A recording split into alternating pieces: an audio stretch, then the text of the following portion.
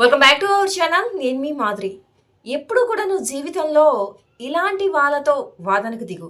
ఓడిపోయినా కానీ చాలా సంతృప్తికరంగా నీకుంటదనమాట. ఎలాంటి వాళ్ళు అని అనుకుంటున్నారా? ఏం లేదండి.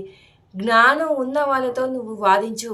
అప్పుడు వాళ్ళతో ఓడిపోయినా కానీ చాలా రోజంతా ఆనందంగా, సంతృప్తికరంగా ఉంటదనమాట. ఎందుకు అంటే అలాంటి నేను చేయడం వల్ల ఎన్నో మంచి విషయాలు వాళ్ళ దగ్గర నుంచి జ్ఞానానికి సంబంధించిన విషయాలు నేర్చుకున్నాను. ఇన్ని విషయాలుంటాయా అని తెలుసుకున్నాను అని మనకు మనమే ఓడిపోయినా సంతోషపడిపోతూ ఉంటామనమాట. కానీ అజ్ఞానులతో వాదించామనుకోండి, మనం కూడా వాళ్ళలాగానే అయిపోతాం. అంటే మనం కూడా మన విచక్షణ కోల్పోయి వాళ్ళు ఇది అన్నారు కదా! వీళ్ళకి సమాధానం మనం చెప్పాలి కదా! అనేసి వాళ్ళలాగా ఒక లిమిట్‌ని క్రాస్ చేసి మరీ మనకి ఆ కోపంలో మాటలు వచ్చేస్తాయన్నమాట. మీరనొచ్చు, మరి అలాంటప్పుడు మీరు కూడా అలాంటి వాదన చేశారంటే అజ్ఞానులే కదా! అనేసి మనం అనుకోవచ్చు. కానీ మనం మనుషులం. కోమ, క్రోధ, మదమాత్సర్యాలు మనకే కదా ఉంటాయి. సో, అలాంటప్పుడు కోపం వస్తది. కోపం కూడా మనము వదిలేసి మరీ తిరిగేటటువంటి అంత జ్ఞానాన్ని కలిగినటువంటి మనుషులమైతే కాదు కదా అందరము. సో, అలాంటప్పుడు కోపంలో మాటలు వదలడం అనేది సహజము. అంత మాత్రాన మనం కూడా చెడ్డవారం అని కాదు. అవతల వారు చెడ్డవారైతే వాళ్ళు 100 మాటలు మాట్లాడితే మనం కూడా చివ్వు నెత్తురు ఉన్నవాళ్ళం కదా!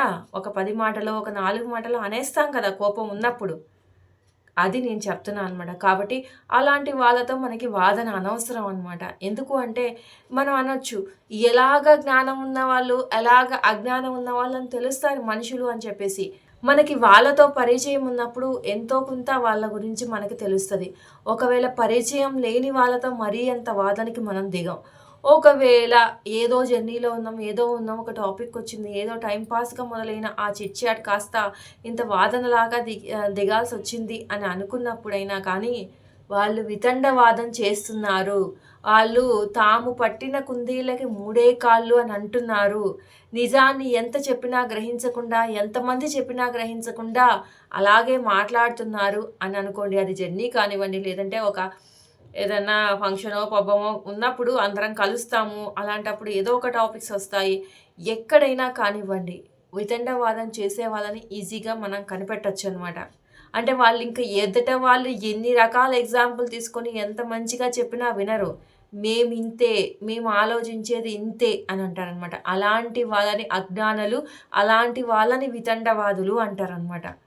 ఒక్కొక్కసారి వాళ్ళ వాదనలో నిజం ఉంటే అప్పుడు మనకి గ్రహిస్తే దాన్ని మనం యాక్సెప్ట్ చేస్తాం.